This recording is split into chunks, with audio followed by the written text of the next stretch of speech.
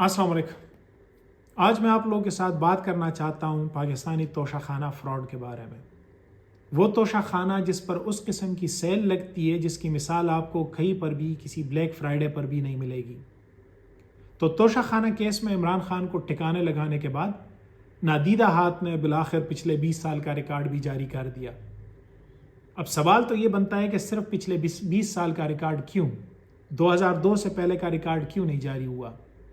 اس بارے میں میرا اپنا خیال ہے کہ نادیدہ ہاتھ شاید ابھی بھی کچھ لوگوں کا پردہ قائم رکھنا چاہتی ہے، کیونکہ ان کی شاید اگلی باری میں ضرورت پڑنے والی ہے، تو اس لیے 2002 سے پہلے والی لسٹ جاری نہیں ہوئی۔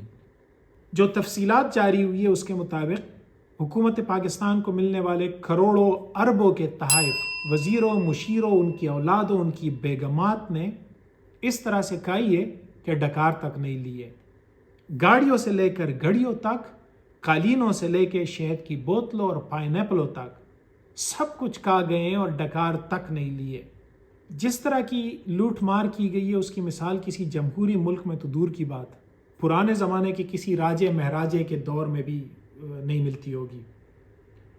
یہ جو لوٹ مار کی گئی ہے اس میں وزیروں، ان کی اولاد، ان کی بیگمات کو تو ایک سائڈ پہ کر لے، ایسے ایسے لوگوں نے اس بہتے دریا میں ہاتھ دھوئے ہیں جن کے پاس پاکستانی شہریت بھی نہیں تھی۔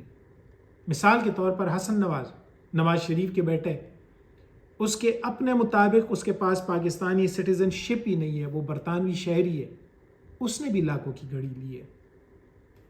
اس کے علاوہ Express News, Geo News, P T V News کے مختلف صحافیوں کو بھی بے تحاشا تحائف سے نوازا گیا۔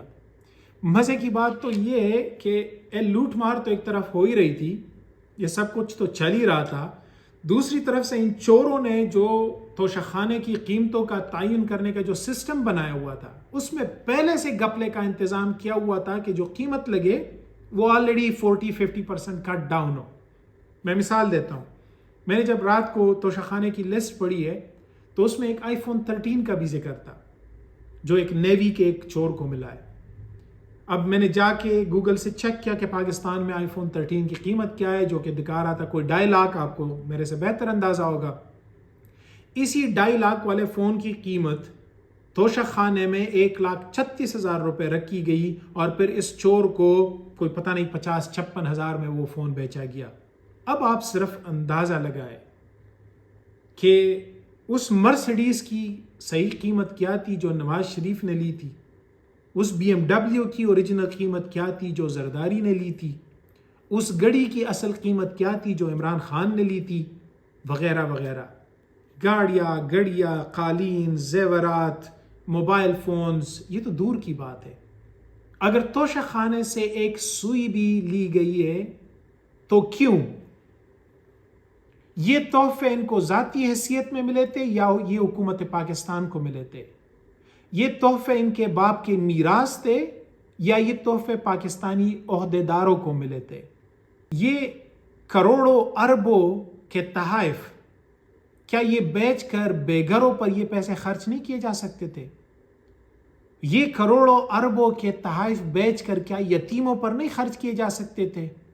ایک طرف یہ سب کچھ ہو رہا ہے اور دوسری طرف عقل سے پیدل عوام گوم جمہورہ گوم کی راگ پر ایک ہی بات الاپ رہی ہے کہ میرے لیڈر نے تو سستی چیز اٹھائی تھی، آپ کے لیڈر نے مرسڈیز اٹھائی تھی، دوسرا کہتا ہے میرے لیڈر نے تو اتنا % پے کیا تھا، آپ کے لیڈر نے تو پائن ایپل اٹھائی ہے، ایک اور کہتا ہے میرے لیڈر نے تو جائے نماز لی تھی، تسبیح لی تھی، آپ کے لیڈر نے فلاں چیز اٹھائی ہے۔ مطلب کوئی عقل کو ہاتھ مارو یار۔ اگر ایک چور 10 لاکھ کی چوری کرے تو کیا وہ اس بات پر بچ سکتا ہے کہ ایک دوسرے چور نے 1 کروڑ چرائے؟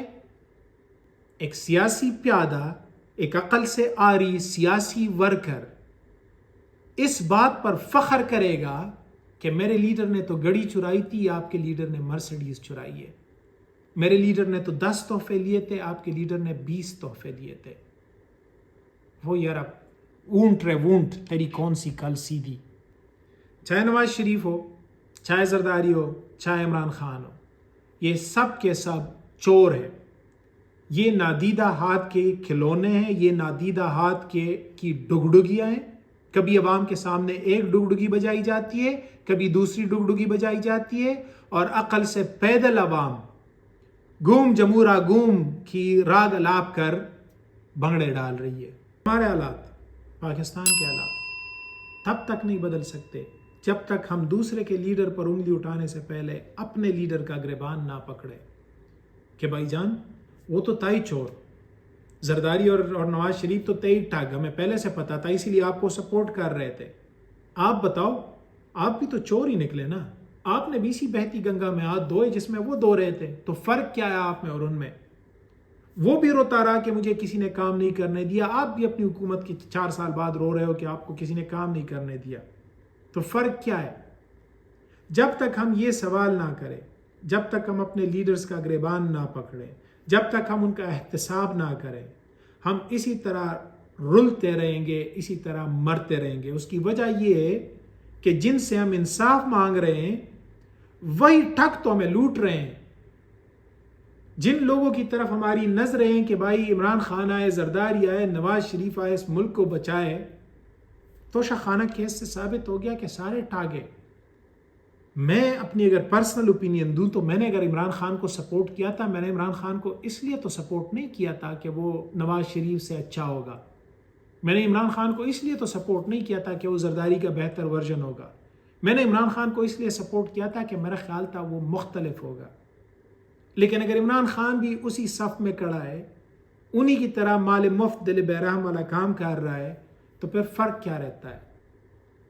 اور جب تک ہمیں یہ عقل نہیں آتی کہ ہم نے اپنے لیڈر کا احتساب کرنا ہے، دوسرے لیڈر کے پیچھے نہیں پھرنا، کیونکہ وہ تو ہے ہی ٹھگ، وہ تو ہے ہی چور، وہ تو ہم آلریڈی ایگری کرتے ہیں اس بات پہ، تب تک ہمارے حالات بہتر نہیں ہو سکتے. ہمارا کچھ بھی نہیں ہونا. ہم اسی طرح سے ذلیل ہوتے رہیں گے، اسی طرح سے گھوم جمورا گھوم کی راگ پر ناچتے رہیں گے.